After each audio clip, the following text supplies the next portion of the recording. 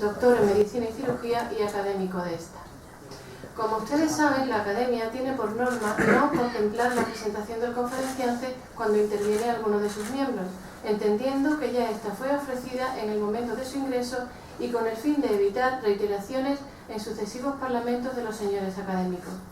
No obstante, recordemos que don José Manuel Blanco Villero es académico de número desde el 26 de junio de 1990. Entre los años 1992 y 2004 formó parte de la Junta de Gobierno como vocal de Ciencias. Es académico numerario de las Reales Hispanoamericanas y de Medicina y Cirugía de Cádiz. Especialista en anatomía patológica, tiene el grado de teniente coronel y hace 4 años se le impuso la medalla al mérito militar con distintivo blanco. Ha sido jefe de este servicio en el Hospital de San Carlos y jefe de medicina logística del mismo desde el pasado año. Es miembro de varias sociedades científicas entomológicas, autor y coautor de una treintena de trabajos científicos de entomología, entre los que ha descrito 5 especies nuevas para la ciencia. Además del libro titulado Anfibios y reptiles de la provincia de Cádiz, tiene otros 3 sobre monedas de la Bética romana y varios capítulos en libros sobre historia de la sanidad naval, Celestino Muti y otros. Socio fundador de la Sociedad Gaditana de Historia Natural, ha dado numerosas conferencias sobre naturaleza y en los más variados foros, además de 6 exposiciones fotográficas sobre el mismo tema. Muchas gracias. Una vez que termine el conferenciante, se establecerá un turno de preguntas por si alguno de los presentes quiere dirigirse a él sobre el caso. No se va a responder. Tiene la palabra el ilustrísimo señor don José Manuel Blanco Villero. Por la venia.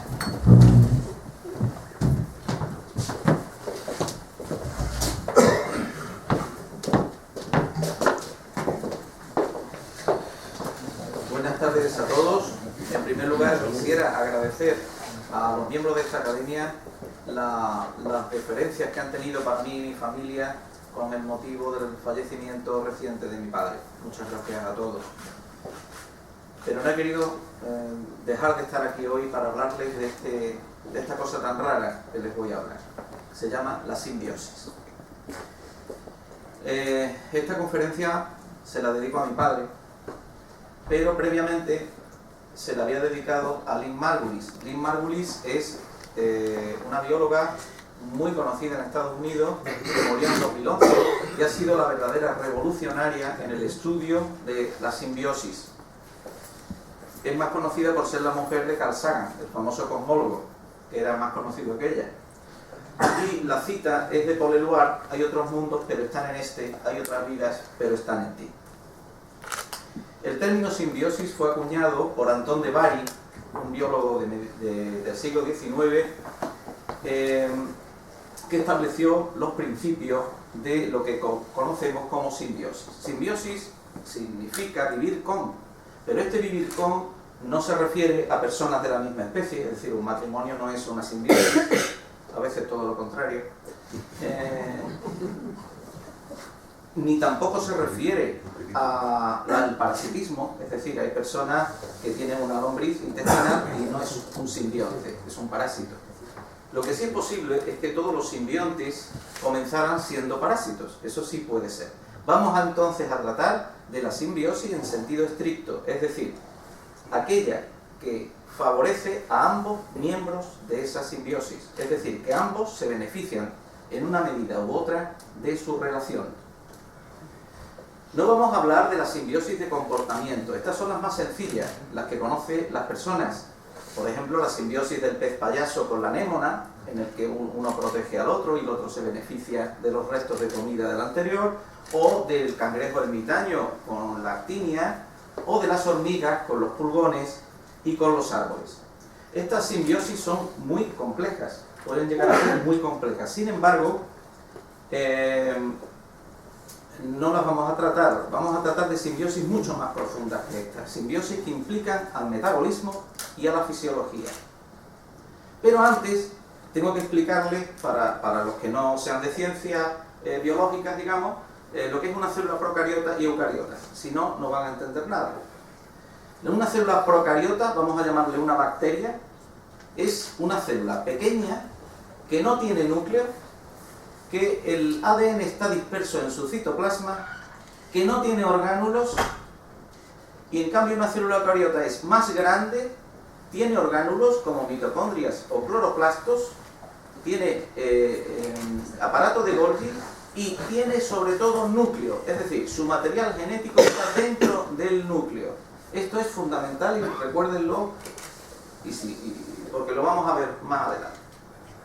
Dentro de la célula eucariota tenemos dos tipos, la animal y la vegetal. La animal, aparte de su núcleo, tiene mitocondrias, que son las centrales nucleares, por así decirlo, las centrales energéticas de la célula. Y la célula vegetal, aparte de las mitocondrias, tiene además cloroplastos, que son los que, las estructuras, que son estas, donde se produce la fotosíntesis, es decir, la síntesis de materia orgánica a partir de la luz y de compuestos primarios. Esto en cambio es una mitocondria, especializada en producir energía. Nuestra energía la producen las mitocondrias simplemente quemando con oxígeno aquello que comemos, es decir, una combustión. Y a partir de ahí se puede establecer todos los grupos de la vida. Este es el árbol actual de la vida. Ya eso de plantas, animales y microbios no existe, eso ha pasado a la historia. Los grandes dominios de la vida son las bacterias auténticas, las arqueas, que son también unos procariontes primitivos, y luego los eucariotas, entre los cuales aquí en una ramita están los animales, los hongos y las plantas. Pero la vida es mucho más amplia que eso. Vamos a ver, por tanto, al comienzo, simbiosis entre seres eucariotas. Por ejemplo, simbiosis entre hongo y plantas vasculares. Estos se llaman micorrizas.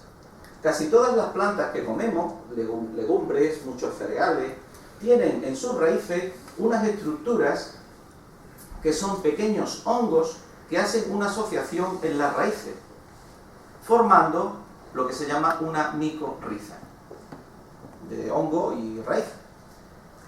Estas plantas crecen bien precisamente por estar micorrizadas.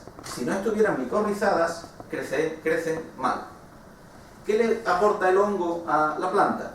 El hongo le aporta a la planta sobre todo nitrógeno, nutrientes y absorbe mayor cantidad de agua.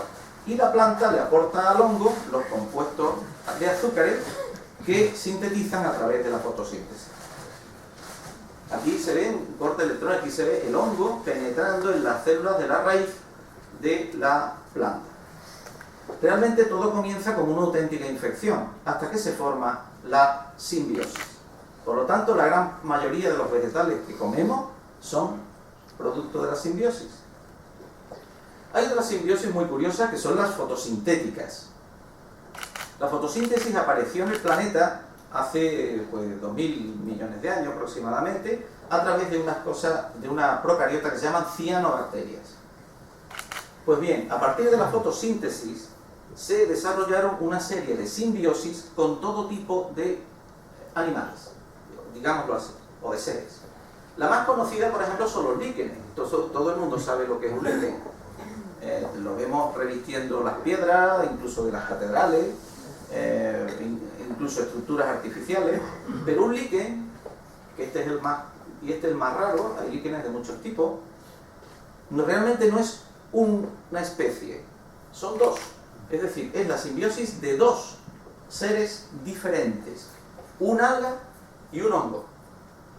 De tal manera que si lo representamos en un corte, esto parece un sándwich de pan Bimbo, en el cual las rebanadas serían el hongo, la estructura del hongo, y en medio deja unos espacios donde habitan las algas microscópicas o las cianobacterias, o las dos.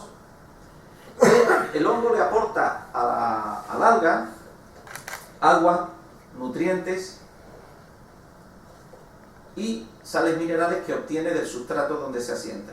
Y en cambio, el alga le produce, o sea, le aporta la energía derivada de la fotosíntesis, es decir, azúcares. Por lo tanto, dos seres que en realidad son uno. Esto ha tenido tanto éxito que el 70% de los hongos conocidos son líquenes, o sea, están en forma de líquenes. Luego hay simbiosis fotosintéticas en animales, sobre todo marinos. Y aquí veis todos los grupos, esponjas, anémonas, gusanos. Vamos a ver algunos ejemplos. El más corriente es la hidra de agua dulce, la hidra viridis. La hidra viridis, que se llama así por su asociación con una alga microscópica que se llama clorela.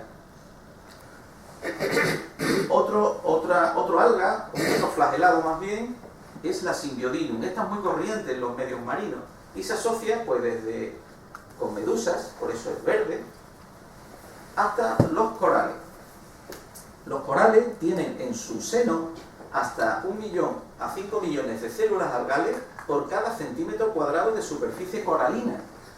Esto significa que los corales no pueden existir si no existiera una simbiosis con este alga microscópica.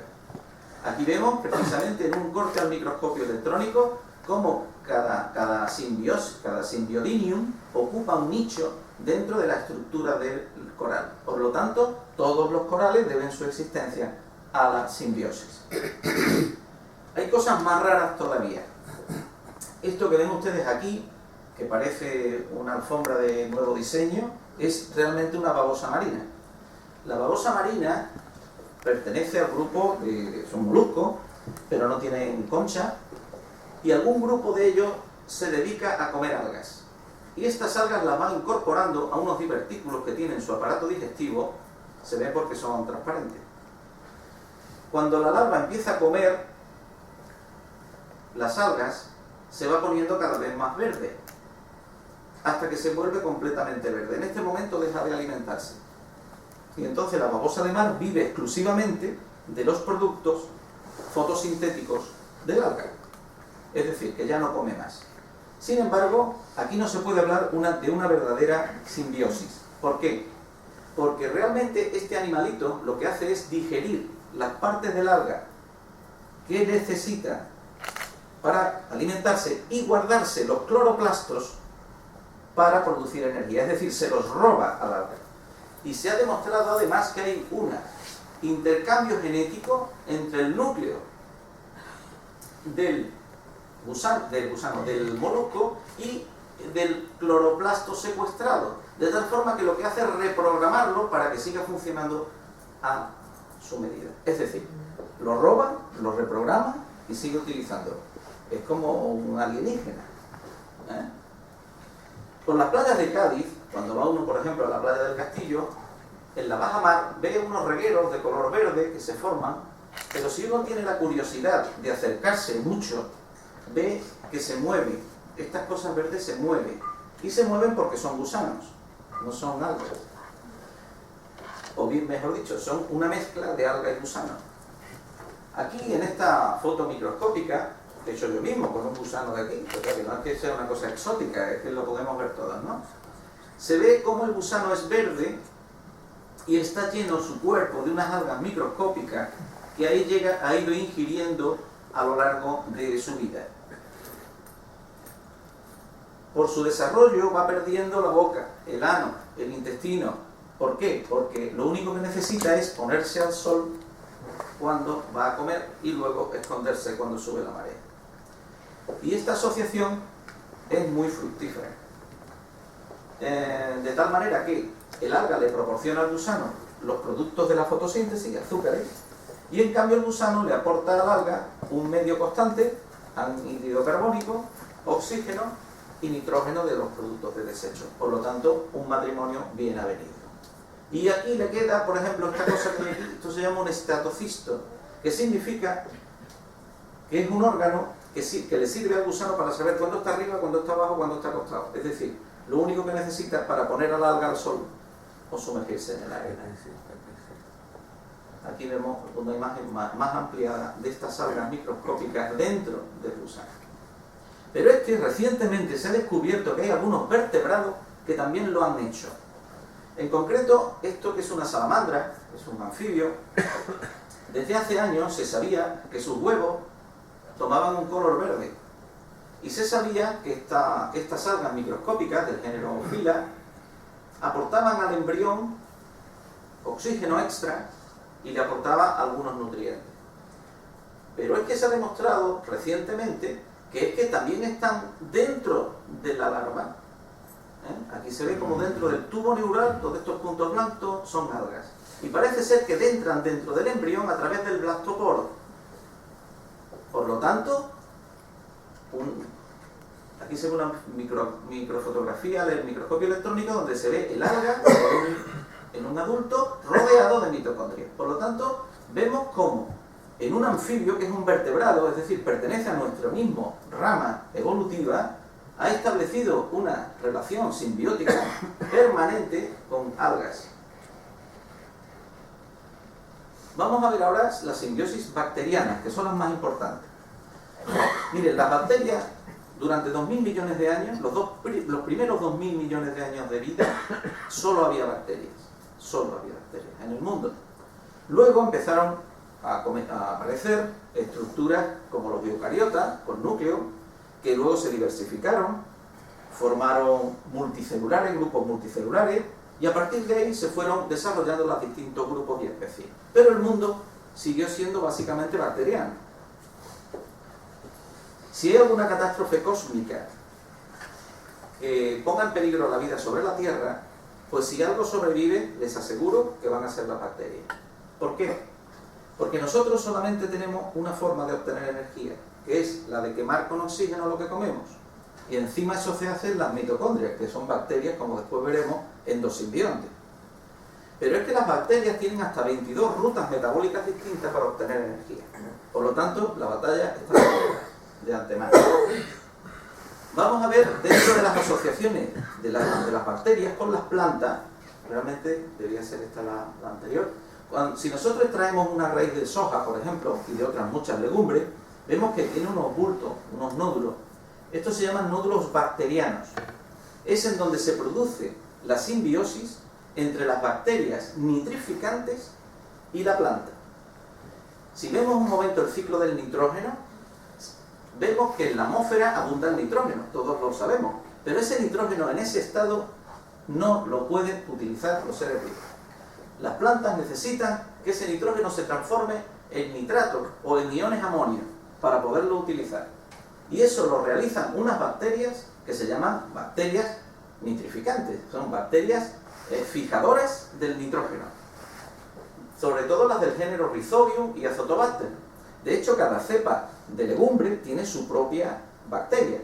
Cuando planta uno una planta, inmediatamente las bacterias se van acercando por trofismo y van formando esos nódulos. Y sin esos nódulos las plantas no crecen adecuadamente. Por lo tanto, en gran parte de los cultivos humanos y salvajes también, y muchos árboles, necesitan imperiosamente de las bacterias nitrificantes para poder vivir. Hay cosas más raras todavía.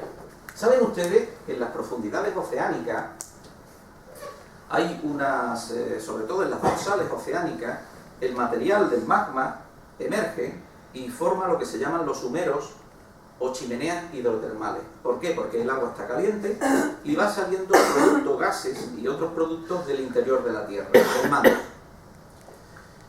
Desde los años 80, las investigaciones de submarinos de grandes profundidades, como el Alvin, han puesto de manifiesto un rico mundo en esas profundidades, donde no llega la luz nunca. Y todo se basa, esa cadena alimenticia, ese biotopo, se basa en unas bacterias que allí viven, que como no dependen de la luz, se llaman quimioautotróficas. Estas bacterias quimioautotróficas han dado lugar a una comunidad completa de seres. Para ponerle un ejemplo, sabemos mucho más hoy de la superficie de Marte que de los fondos marinos. Todos los años se describen docenas de especies nuevas en estos humeros de profundidades. Llevamos unas 600 en 3 o 4 años, en los últimos 3 o 4 años. Y una de ellas es esta. Este se llama, es un gusano tubícola, que tiene casi 2 metros, tiene 1,5 metros, un tubo así de grande. ¿Qué es lo que hace? Pues este gusano, con este plumero, absorbe los gases, absorbe metano, absorbe anhídrido carbónico, absorbe sulfuro de hidrógeno. Y dentro de su cuerpo, sus órganos han sido sustituidos por otro órgano distinto, que se llama el trofosoma. Aquí viven estas bacterias. Y aquí desarrollan los compuestos orgánicos a partir de todas esas sustancias absorbidas por el plumero, digámoslo así, del molusco.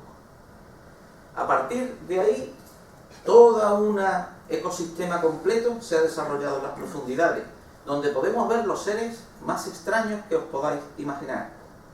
No hace falta ver una película de extraterrestres para ver cosas extrañas. Por ejemplo, este animalito es el gusano de Pompeya. Se llama gusano de Pompeya porque puede aguantar 80 grados centígrados. Es decir, que nos quemaríamos nosotros. Y lo hace porque se ha vestido con un abrigo de pieles, que no es de pieles, sino de bacterias. Y estas bacterias le protegen de esas altas temperaturas. Luego vemos otro bicho curioso, un bicho extraño, como este que le llaman el cangrejo yeti, por este color, que también vive en esos fondos marinos. Podría poner docenas de animales extraños, ¿no? Este es aún más extraño. Y no vive en las chimeneas hidrotermales, vive en los lodos anóxicos de la isla de Elba. Por eso le han llamado Labius algarvensis. Bien, pues este gusano ha hecho una asociación con 4 bacterias diferentes. 2 que producen energía y 2 que la degradan. Con lo cual, este animal es prácticamente autosuficiente. Bien. Hablemos ahora de la simbiosis entre bacterias e insectos, que es lo que más me gusta, claro. Hoy se cree que el 70% de los insectos, y son muchos, están colonizados por bacterias simbióticas, al que les sirven de distintos maneras. Y aquí ven unos cuantos de los grupos en los que ya se ha demostrado estas bacterias. Vamos a empezar con un ejemplo.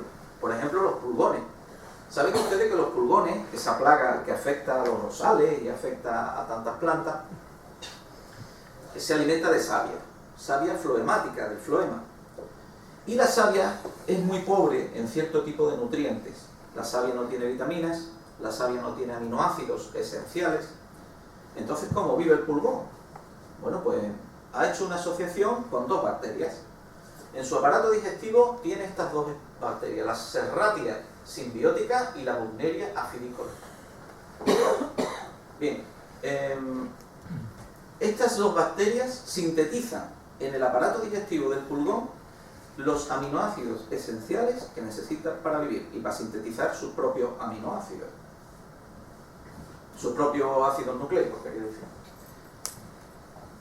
Son tan dependientes del pulgón y el pulgón tan dependiente de las bacterias que no puede vivir el uno sin el otro. Es decir, ninguna de estas 2 bacterias se encuentra de vida libre, ni el pulgón puede vivir sin ellas. Por lo tanto, es una asociación estable.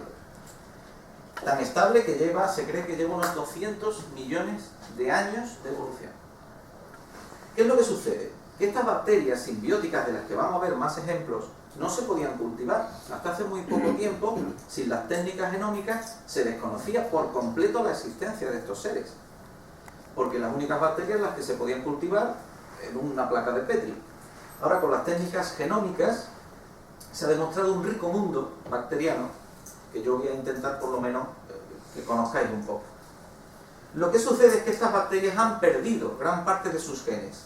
Cuanto más larga es la relación con el ser al que están asociados, más genes pierden.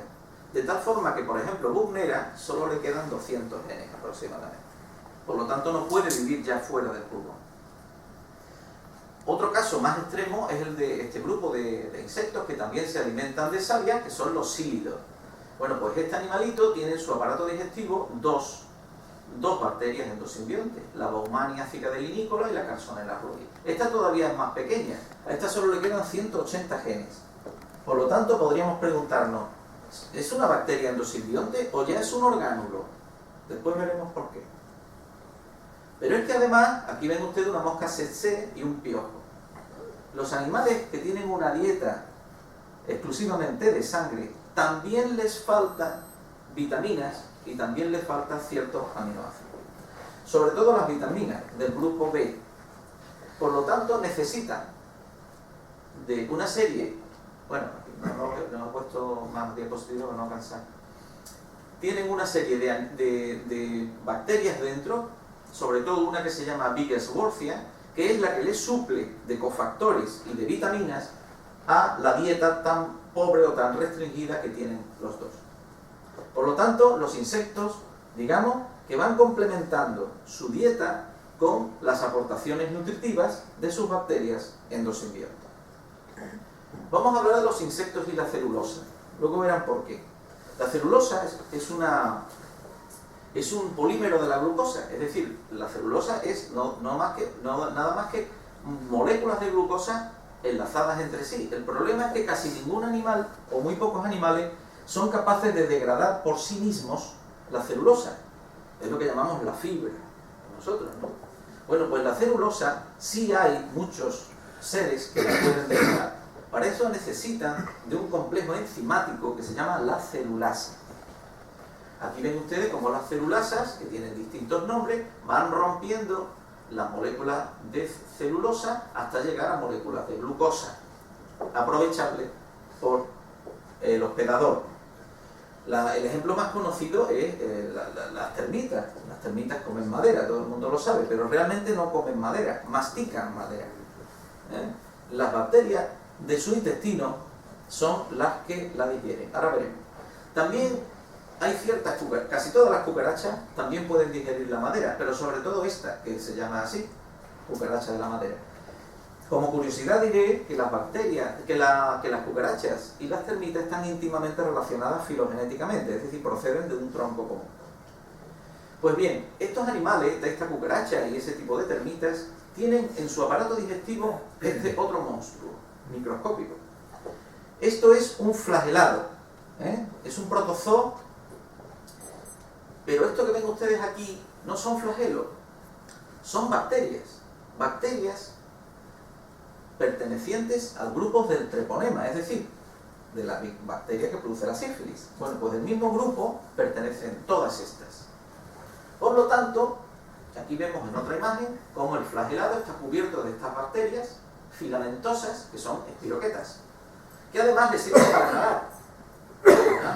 nadar. Puesto que se mueven al unísono. También tiene bacterias dentro de su cuerpo, que son las que realmente degradan la celulosa. Por lo tanto, podemos considerar que una termita es una muñeca rusa genética. Aparte del propio genoma de la termita, tiene dentro el genoma del flagelado, que a su vez tiene un genoma en la superficie de unas bacterias, genomas dentro de la bacteria, aparte. Es decir, la vida en una muñeca rusa. Muchos genomas dentro de un solo ser. Pero vamos a ver también la simbiosis entre bacterias y los vertebrados, que son las que más conocemos. Todo el mundo sabe lo que es un pez luminoso, quizás lo haya visto en algún documental. Parece ser que el 70% de los seres que viven en la zona afótica, es decir, en la zona donde no llega la luz, tienen bacterias endosimbiontes. Y entre ellos están los peces luminosos. Pues estos peces luminosos, o peces linterna en este caso, tienen un cultivo puro de unas bacterias pertenecientes al grupo de los vibrios, como los Velcoria, pero que emiten luz. Lo curioso de todo es que tienen como un párpado que pueden cerrar a voluntad la linterna, con lo cual se pueden comunicar entre ellos. Les sirve para cazar, para comunicarse, etc. Y todo gracias al cultivo puro de bacterias que tienen en este repliegue especial debajo del ojo. Pero hay muchos más. Calamares luminosos, que parece una feria, jibias, en fin, les podemos poner cientos de especies luminosas que utilizan la simbiosis bacteriana para producir bioluminiscencia, que ese es el fenómeno. Bien, pasamos a los rumiantes. Saben ustedes que lo mismo que con las termitas, las vacas no comen hierba, las vacas la mastican y se la tragan. Realmente los que digieren las bacterias, la hierba, es las bacterias que viven aquí, en el rumen o panza. Esto es como un tanque de fermentación. Alguien ha definido una vaca como un tanque de fermentación sobre 4 patas. Esto es así. Las bacterias que se conocen hasta, no sé si son 1000 especies distintas de bacterias dentro del rumen, de la panza de la vaca o de cualquier rumiante, son las que se encargan de digerir la celulosa.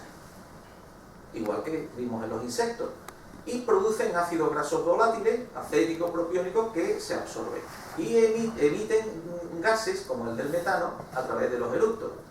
En cierta ocasión saben ustedes que salió que los eructos de las vacas producen efecto invernadero. Bueno, es una exageración, pero este es el cómo lo hace. Es decir, es un subproducto, el metano, del metabolismo de la celulosa en el rumen. También grasa, glucosa, etc. Y ya vamos a pasar al microbioma humano. Los seres humanos poseen casi 10.000 tipos de bacterias distintas en su intestino. Y el número de células bacterianas, ¿esto representa un cuerpo humano? Pues si ven ustedes el número de células bacterianas comparado con el número de células propiamente humanas, está en una relación de 300 a 1. Es decir, llevamos con nosotros muchas más células bacterianas que células propiamente humanas. Pero es que si lo comparamos en términos de ADN, fíjense ese puntito, el genoma de las bacterias, el llamado propiamente dicho bacterioma, supera de una forma brutal al DNA humano. En otras palabras, el carioma, es decir, nuestras propias células, tienen 3 gigabases de secuencias. El mitocondrioma, es decir, el ADN de las mitocondrias, tiene solamente 17 kilobases. Pero es que el microbioma tiene 500 gigabases de secuencias genómicas. Por lo tanto, esto representa nuestro otro genoma. Y este genoma no está ahí por casualidad ni de adorno. Tiene funciones fisiológicas. Bueno, esto es un chiste. Dice, el proyecto microbioma humano dice que el cuerpo humano tiene 100 trillones de formas microscópicas de vida viviendo en él. Dice, ¿tú llamas esto vida? Pues esto se representa el tubo intestinal, ¿no? Bien. Cada parte del organismo humano tiene su propio ecosistema microbiano, tanto en la nariz, en la boca, en la piel, aparato gastrointestinal o aparato urogenital. Cada uno tiene su ecosistema de bacterias y es específico para la zona. Todo esto se está estudiando desde hace muy poco tiempo. Casi nadie sabe nada de esto todavía. Se está empezando. Y se está empezando con 2 grandes proyectos. Un proyecto americano, que es el Human Microbiome Project, que agrupa a más de 300 investigadores de 80 instituciones de todo el mundo. Y otro que es europeo, de iniciativa europea, que es el MetaHit, que se centra en la metagenómica del tracto intestinal humano. Pues bien, los últimos resultados publicados el año pasado son revolucionarios en cuanto a la distribución y a la variedad de especies microbianas del organismo. Como ven ustedes, aquí ven los tipos de bacterias y cada zona tiene un porcentaje de un tipo de bacteria u otro, según consideremos el ecosistema. Vamos a centrarnos, porque no podemos dedicarnos a todo, al del aparato digestivo, al del intestino.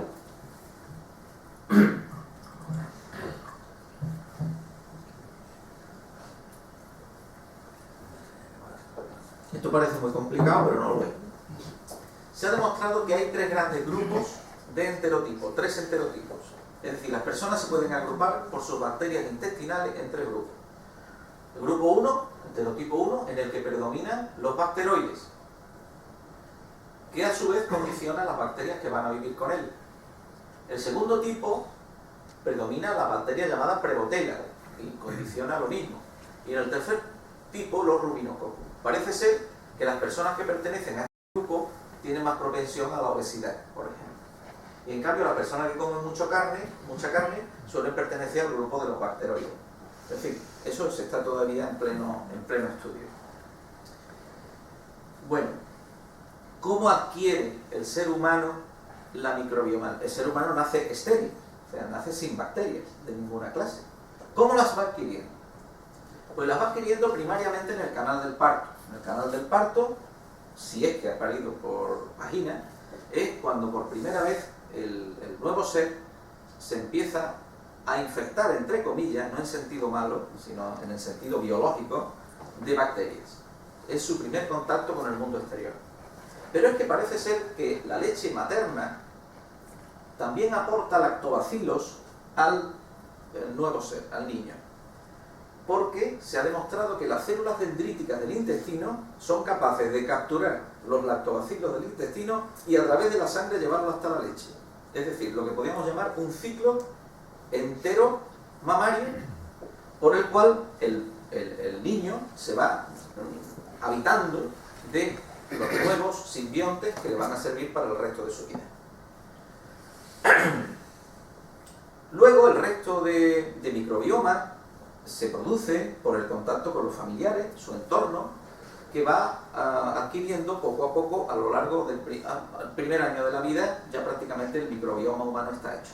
Está hecho. ¿Qué funciones tienen las bacterias intestinales?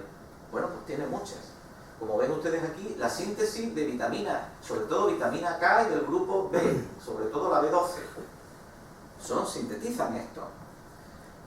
Digestión, por supuesto, de la comida, de ciertos peptidoglicanos y tal, que sin ellos no lo podríamos digerir. Por ejemplo, la fruta. La fruta la podemos digerir gracias a esas bacterias intestinales. Pero también parece que modula el desarrollo, la estructura y la morfología de la propia mucosa intestinal. Esto está en pleno estudio.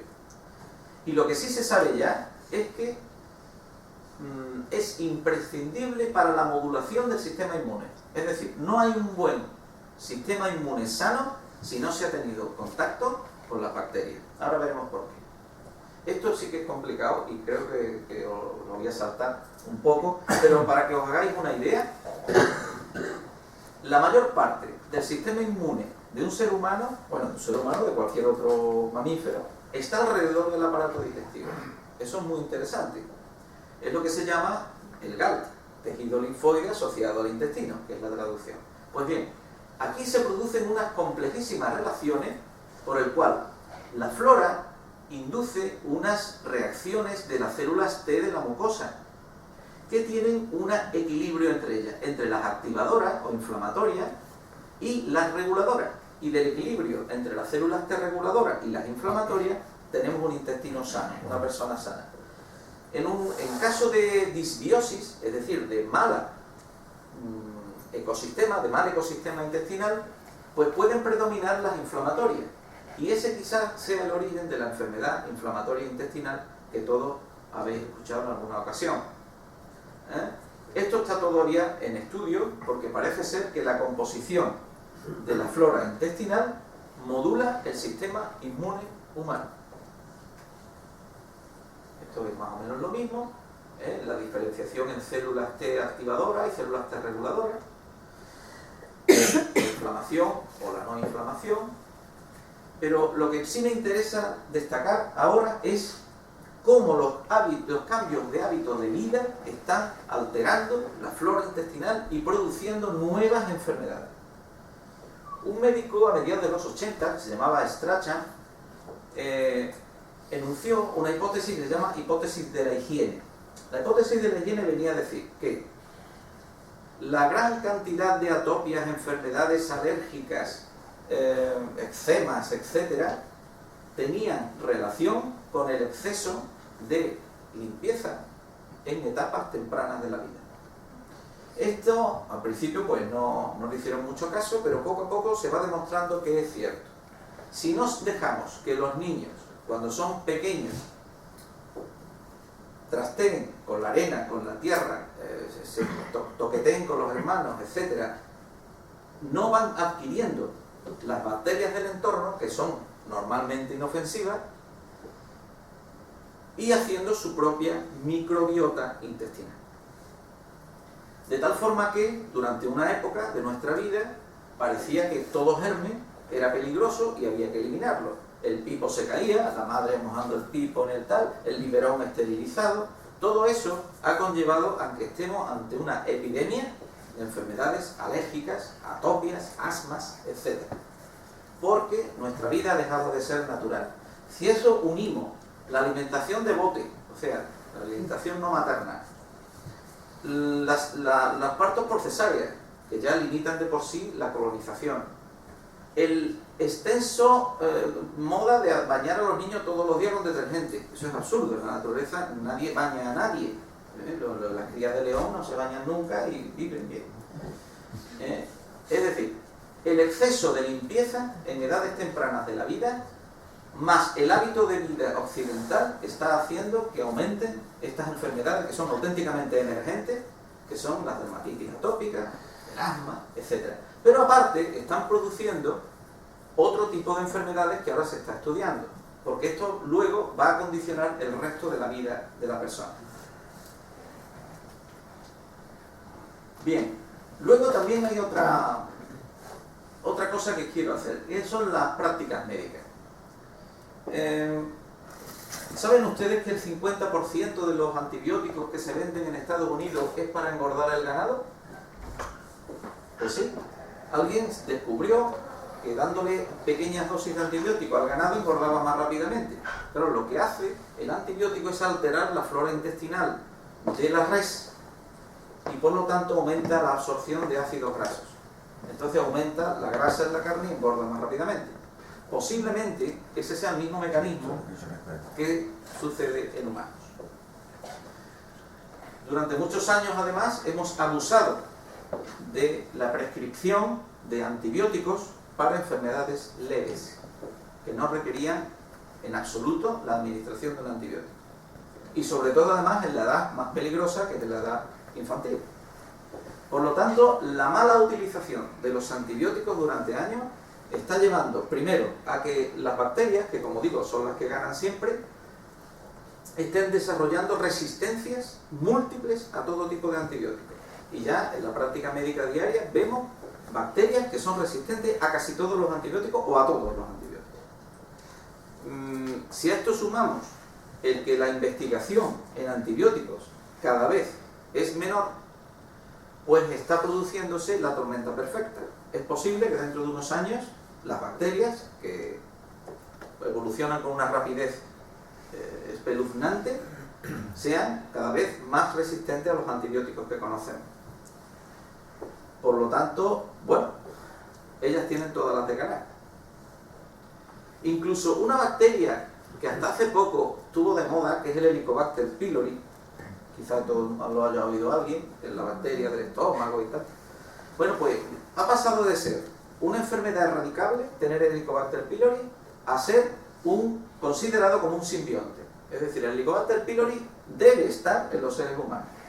Ahora el problema es que solamente un 10% de los niños americanos tienen Helicobacter pylori y está aumentando el reflujo gastroesofágico, hay alteraciones endocrinas, porque el estómago produce hormonas, entre ellas la grelina.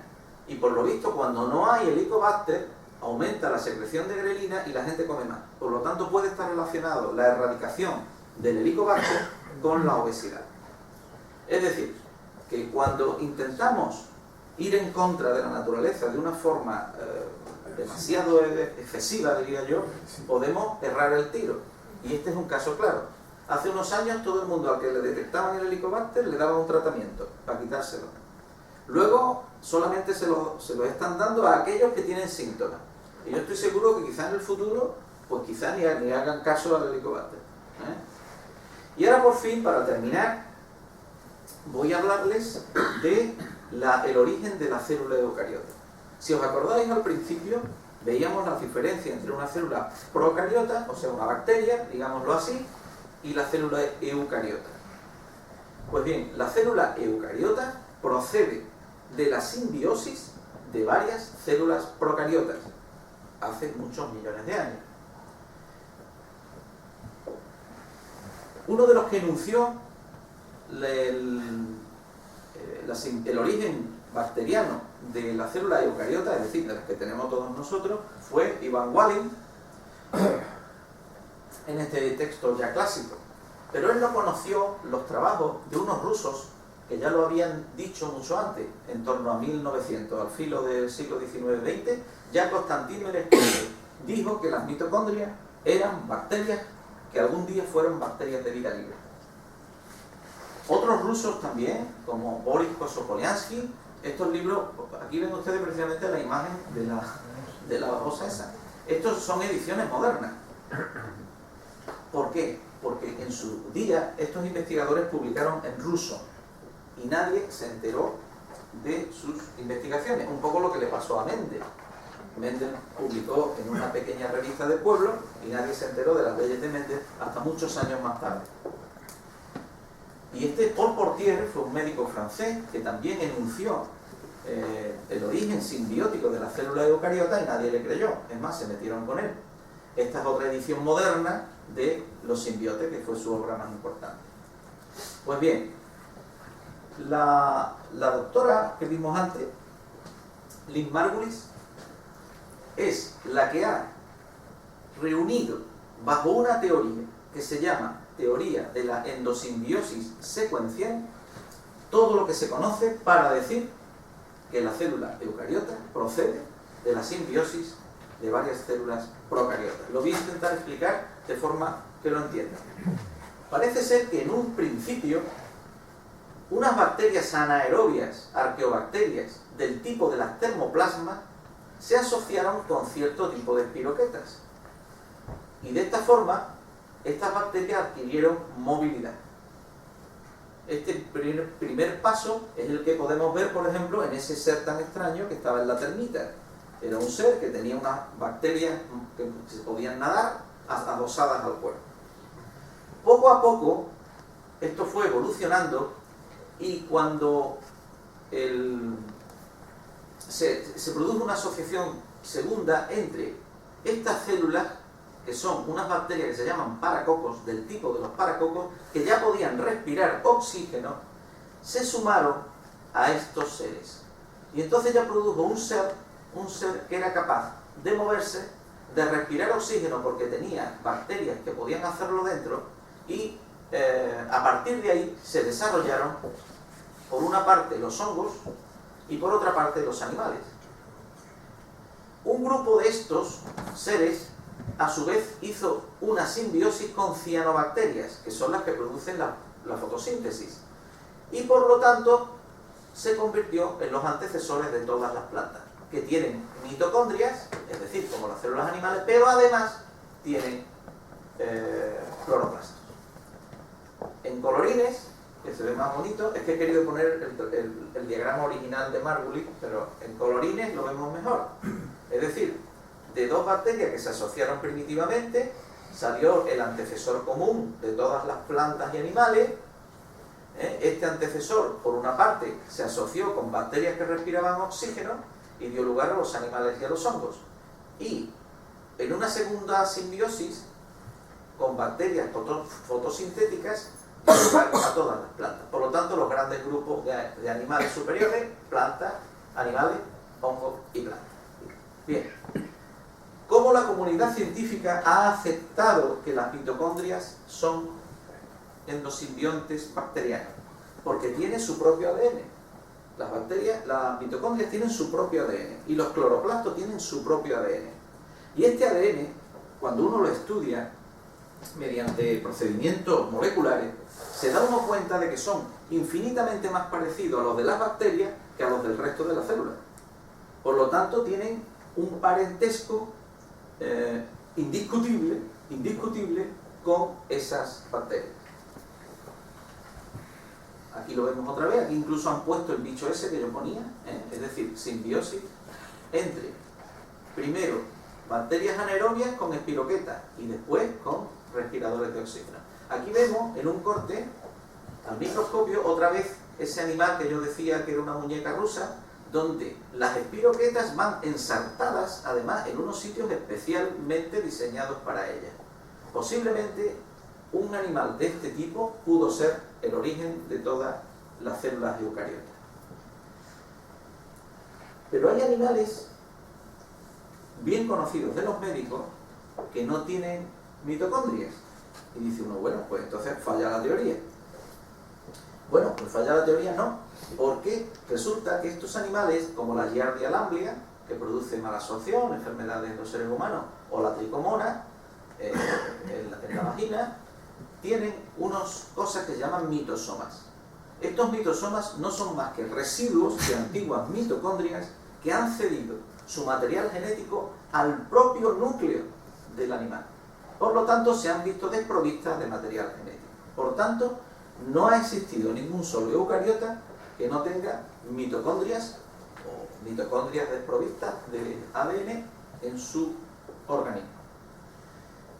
Por lo tanto, con esto yo voy a dar la disquisición por terminada, pero decirles solamente que la obra de Lynn Margulis, recientemente fallecida, ha sido clave para demostrar el origen endosimbiótico de la célula eucariota, de todas nuestras células, de todos los seres que podemos ver sin auxilio de un microscopio.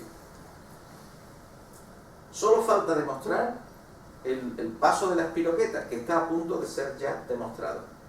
Esa teoría, que ya está incorporada en todos los textos importantes de biología, se llama teoría de la endosimbiosis seriada, y va a hablarse mucho de ella en el futuro. Y ha sido gracias a que esta mujer valerosa ha rescatado trabajos de los rusos que vimos antes, y sus propias investigaciones han ido demostrando toda esta variedad de la vida.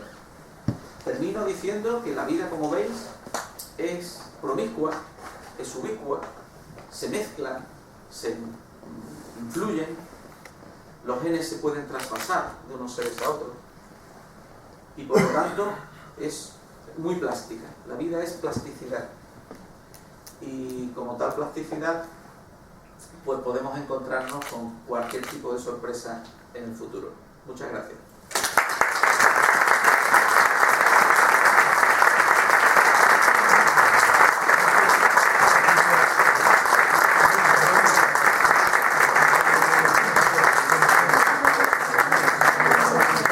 Si alguien tiene alguna pregunta, yo...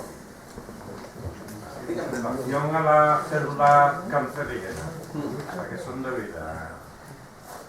Las virus, bueno, es un tema muy complejo el de la célula. La célula cancerígena realmente es una célula propia. Eso hay que decirlo primero. Es nuestra célula la que se enfada con nosotros, por así decirlo, y ya no sirve el control que el resto de las células de su misma estirpe hacen sobre ella. Digamos, es la anarquía a nivel celular. Pero son nuestras propias células las que se rebelan. No es algo venido de fuera. Mediante mutaciones o mediante otro tipo de mecanismos, esa célula, que previamente era sana, se transforma en otra que prolifera sin cesar y se desdiferencia a un estado más primitivo. Y todos los controles que el organismo tiene para controlarla se han perdido. Por lo tanto, crece sin cesar. Y al crecer sin cesar, pues va aumentando de tamaño, infiltra los vasos y produce las metástasis. El origen de todo esto hay que buscarlo en el origen de la multicelularidad. O sea, al principio de la vida, las células eran independientes. No había tejido, no había organismos. Las células cada una vivía por su sitio. Y cuando empezaron a proliferar los primeros seres multicelulares, tuvieron que llegar, digamos, a ciertos acuerdos por los cuales iban a vivir juntas. Estoy hablando de hace muchos millones de años. Bueno, pues en nuestros organismos, que no son más que también asociaciones de células, por así decirlo, esos controles pueden fallar. Y cuando fallan esos controles se produce el crecimiento descontrolado de las células. Por eso nos cuesta tanto luchar contra el cáncer, porque estamos luchando contra células que son nuestras células. No es algo venido de fuera. No es como, pues qué te diría yo, el virus del SIDA. El virus del SIDA penetra en nuestro cuerpo y produce una enfermedad. No. El cáncer es nuestras células rebeladas contra nuestro organismo. Por eso es tan difícil de erradicar y de concebir. Entonces los medicamentos que hay ahora únicamente mitiga o retrasa, ¿no? Sí, bloquea, no, hay muchos mecanismos. Se pueden bloquear los receptores, se pueden llevar otra vez a maduración células que han sido inmaduras. Es decir, los mecanismos de acción de los antineoplásicos actuales son de muchos tipos, pero lo que hacen es bloquear las señales, los receptores de esas señales, para limitar el crecimiento del cáncer. No quiero asustaros, pero el cáncer va en aumento. Todo el mundo lo sabe. Y las terapias, bueno, pues van mejorando bastante, pero sigue habiendo una gran mortalidad por cáncer. Y uno de los motivos es precisamente porque los mecanismos de reparación del ADN van fallando con la edad. Por eso el cáncer es muchísimo más frecuente en personas mayores que en jóvenes. Entonces, realmente es un problema con el que tenemos que convivir durante muchos años. Y la solución no se vislumbra cercana. Eso sí se lo puedo decir. Hace muchos años nos decían, bueno, esto es cuestión de unos años, pero no. Esto va para largo. Esto va para largo. Mire, pues voy a hacerle dos preguntas quería hacerle. Sí. Una es su opinión, porque yo lo leí hace tiempo y no sé cómo sería eso, de la hipótesis del hidrógeno que expuso William Martin y Müller a la teoría de la endosimbiosis de Lynn Margulis, diciendo que se basaba más en que los primeros eucariotas eran metanógenos y que necesitaban el hidrógeno y el óxido de carbono y que se unieron a una bacteria que era una anaerobia facultativa, Sí. que necesitaba también, que era la que daba el hidrógeno y el óxido de carbono. Y no sé, porque se aceptó en un principio esa teoría, esa hipótesis del hidrógeno, que venía no a digamos, a anular la teoría de la endosimbiosis de Lynn Margulis, sino precisamente a completarla en parte. Y la segunda cosa que quería decir, el Helicobacter pylori, desde que apareció en 1982-83 con Marshall y Warren, hombre, fue un hito en la historia en la historia y en la evolución de la enfermedad ulcerosa, de tal manera que hoy día, si entramos en una sala de cirugía, veremos que es raro que haya un paciente para intervenir de úlcera duodenal, cuando antes ocupaban casi el 80%.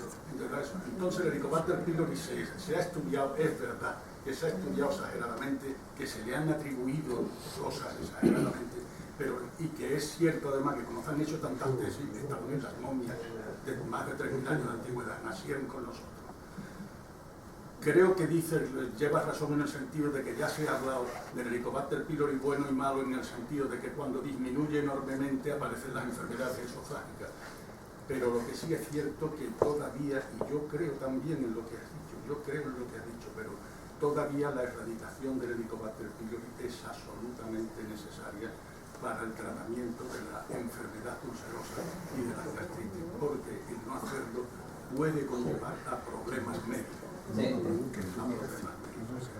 Es cierto que probablemente más adelante el Helicobacter pylori, como otras muchas cosas, empiece a perder importancia, pero lo que quiero decir es que hasta la actualidad se ha visto que la historia de la úlcera cambió totalmente, no con los inhibidores de la bomba de protones, sino precisamente al erradicar el Helicobacter. Cuestión, efectivamente, hay teorías alternativas a la teoría de Lynn Margulis y otras que simplemente modulan algunos aspectos de su teoría.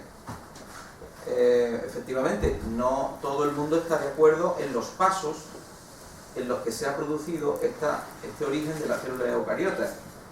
Que la vida pudo originarse a partir del sulfuro, ¿no? Decía, el sulfuro de hidrógeno, sí, es posible. Es posible, pero de todas formas no son incompatibles. Es decir, la teoría esta que yo he esbozado de una forma muy esquemática se puede aderezar mucho más, porque hay múltiples vías por las cuales se puede modificar en el sentido de un grupo de bacterias u otro tipo de bacterias que intervengan en el consorcio. Lo que sí es muy importante es la idea de que bacterias procariontes se asocian de una manera u otra, en un paso distinto u otro, pero que todas se han, digamos, asociado para producir una célula que hasta ese momento no existía, que era la célula eucariota. Todavía, sobre todo, hay mucha discusión sobre el origen del núcleo citoplasma. Y otra cosa muy importante es que no se ha descubierto todavía ácido nucleico en los cilios, que a Lynn Margulis le llama ondulipodios. Cuando descubramos, si es que lo descubrimos en alguna ocasión, ADN en la base de los cilios, en los centriolos, sería una prueba que apoyaría ese paso de la fusión de la espiroqueta con la primitiva arqueobacteria. Pero claro, que es muy difícil, es muy difícil. En cuanto a la segunda, sí, efectivamente, a toda persona que se le detecte un Helicobacter pylori y tenga sintomatología, pues hay que tratarlo. Yo eso estoy completamente de acuerdo. Pero lo que ya no se hace, imagino, y por lo que sé no se hace, es tratar a una persona simplemente porque haya dado positivo de una forma accidental en el test de la ureasa o en cualquier otro. El test del aliento. El test del aliento. Ya eso se ha descartado. Y lo que sí está viendo en Estados Unidos son cada vez más problemas de reflujo y de cáncer de esófago, etcétera, precisamente por el exceso de erradicación del Helicobacter. Porque sí se han demostrado, como tú dices, en las momias se han descubierto que tienen Helicobacter pylori. Es decir, hay que considerar que el organismo es un ecosistema y que el intestino es un ecosistema dentro de un ecosistema, y que la alteración de ese ecosistema pueden llevar a que bacterias que normalmente no hacen nada se conviertan en bacterias patógenas. Eso es lo que se conoce con el nombre de patobiontes. Es decir, para no llamarles simbiontes, que serían, digamos, inocuos, se le llaman patobiontes. Son bacterias que pueden no hacer nada, pero en determinadas circunstancias volverse agresivas. Hoy se ha demostrado, por ejemplo, que en las vaginas de las señoras no solo existen lactobacilos, existen además neiserias, existen un montón de microorganismos que pueden producir enfermedades. ¿Por qué no las producen? Porque están controlados en el ecosistema de una vagina normal. Cuando se altera ese ecosistema es cuando esas otros microorganismos pueden, por ejemplo, las cándidas, las famosas candidiasis vaginales, no es que las adquieran desde fuera, las cándidas existen siempre en la vagina. Lo que sucede es que cuando alteramos el equilibrio ecológico de la vagina, pueden proliferar las cándidas. Entonces decimos, ¿son las cándidas? Sí, hay que erradicarlas, sí, pero no nos engañemos, ha habido una alteración del equilibrio ecológico de la vagina, previamente. Y ese es un tema muy delicado. Sí, eso es, si la máxima expresión de eso es el hecho de la translocación de los gérmenes, que se ve mucho en cirróticos. En cuanto los gérmenes cambian de lugar, se transforman en enormemente agresivos y producen las peritonitis. La piel está llena de estafilococos, siempre está llena de estafilococos. La tranquilidad es que todavía el Helicobacter pylori aquí en España está en el 55% de las personas. Estados Unidos la ¿Sí? Yo quería darte públicamente la enhorabuena, porque hay muy pocas personas de alto talla científica que puedan dar una charla como esta. Y encima, habiendo transcurrido solamente 2 semanas del fallecimiento de tu padre. Como pediatra me siento aludido y en tono el mea culpa, porque creo que el hombre ha intentado adaptar el medio a su ser. Y lo que tenemos que hacer nosotros es adaptarnos al medio que nos rodea. Y hemos pecado de exceso de higiene, lavando a todos nuestros niños varias veces a la semana, o todos los días, con exceso de jabones, exceso de manoplas abrasivos, limpiando o calentando o hirviendo los biberones y las tetinas, utilizando el método Milton. Creo que eso tenemos que ir para atrás. Dejar que los niños jueguen en el campo, pisen los estiércoles y las plastas de las vacas, y que las bacterias de su cuerpo, las bacterias, luchen, y su sistema inmunológico luche contra el ecosistema natural, que muchas veces lo alteramos, y por supuesto también con el exceso de la medicación antibiótica que utilizamos. Te doy totalmente la razón y creo que tenemos que ir hacia atrás en ese... Bueno, se han demostrado estudios que niños que han vuelto a granjas y se han criado en un entorno en el contacto con animales, ordeñando vacas, pues la incidencia de enfermedades alérgicas es mucho más baja, y prácticamente no se conocen asma ni dermatitis atópica. Eso sobre todo son en las ciudades. En las ciudades hay niños que prácticamente se han desarrollado dentro de una ciudad y no han pisado el campo, para nada. Y todo este exceso de limpieza hace que ese ecosistema completo, ese ecosistema interior y exterior, no madure. Y de esta manera, cuando tiene que madurar, no madura. Y cuando empiezan a tener años, cosas tan inocentes como el polen no es malo, el polen no hace nada, el polen es inerte.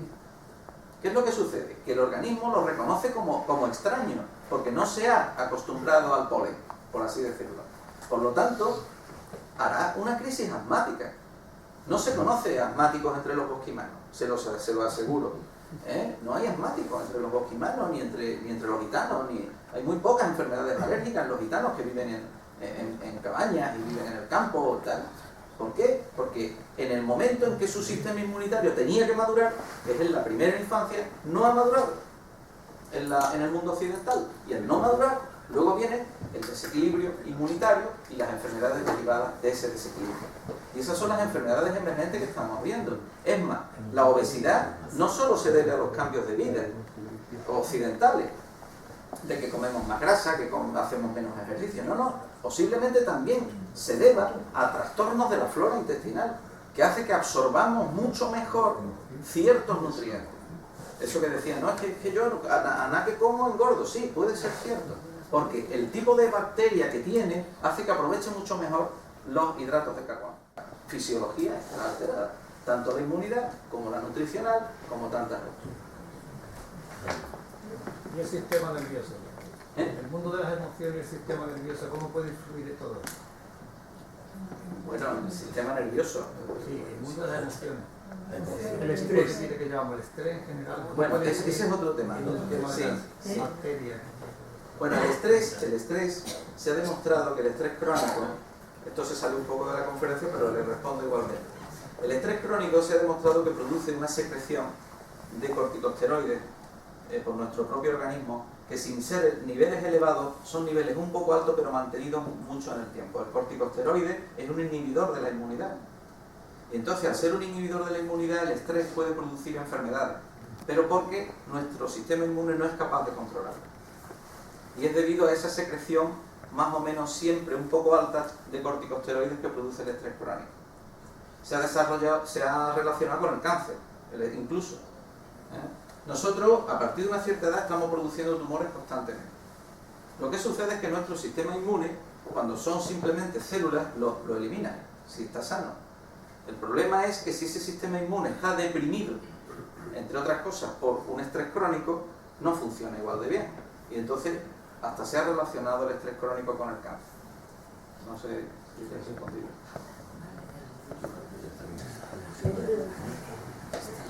Yo digo una cosa, después de escuchar todo esto, de todas las alteraciones que estamos haciendo y demás, ¿qué opina usted sobre los transgénicos, por ejemplo?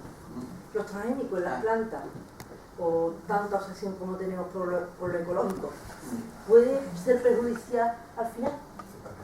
Bueno, tener una obsesión por lo ecológico nunca es malo de por sí. Pero los transgénicos, que alteramos la célula. Sí, pero bueno, un maíz transgénico es exactamente igual de nutritivo que un no transgénico. Pero lo estamos alterando. Pero lo que estamos alterando, el problema es que alteramos la planta en el campo. Entonces, el problema no es que nos lo comamos, el problema es que los cultivos son transgénicos. O sea, una semilla transgénica da igual, te la comes y se digiere perfectamente. Lo que sucede es que en el campo los cultivos transgénicos están suplantando a la flora natural. Y entonces esos cultivos, en un momento determinado, pueden alterar el ecosistema donde se están plantando. Ese es realmente el problema. No que estemos comiendo transgénicos, sino que se estén plantando.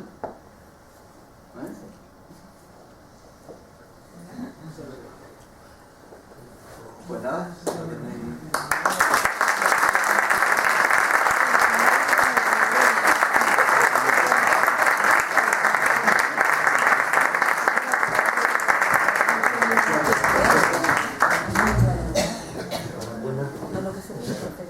Muchas gracias.